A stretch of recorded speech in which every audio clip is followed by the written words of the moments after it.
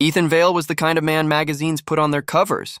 At 38, he was the ruthless, self-made CEO of Vale Dynamics, a billion-dollar tech empire built from nothing but ambition and cold precision. The media called him visionary. His competitors called him dangerous. At home, he was just a husband.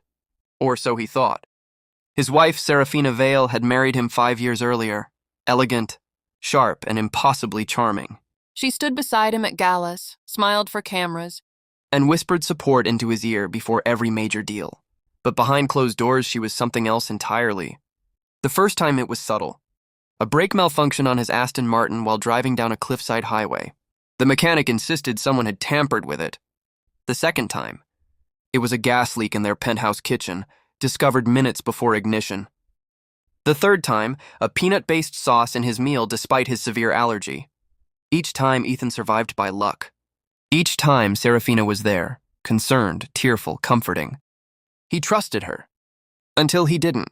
3 years later, Ethan came home early from a business trip to Singapore. No assistance, no security, just him in a quiet penthouse.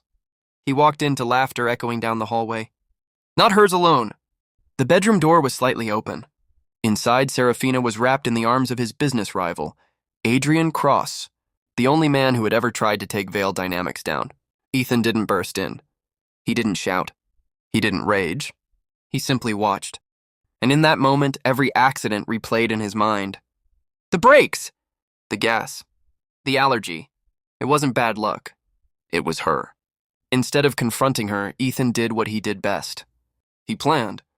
Over the next 6 months, he quietly changed his will, transferred assets into protected accounts, planted evidence tying Serafina and Adrian to corporate espionage, installed hidden cameras throughout the penthouse. He let her think she was winning. Then he struck. During Vale Dynamics' biggest annual shareholders meeting, Ethan played a video on the main screen. Serafina confessing to Adrian about the failed murder attempts, laughing about how stupidly lucky Ethan was. The room went silent. Security escorted Adrian out in handcuffs for corporate sabotage.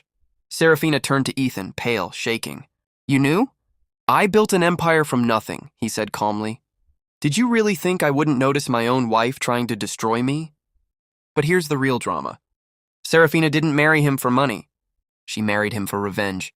Years ago, Ethan's aggressive business takeover indirectly destroyed her father's company and drove him to suicide. Everything she did was payback. As she's being taken away, she whispers, "You ruined my family first." And for the first time in years, Ethan isn't sure he's the hero of his own story.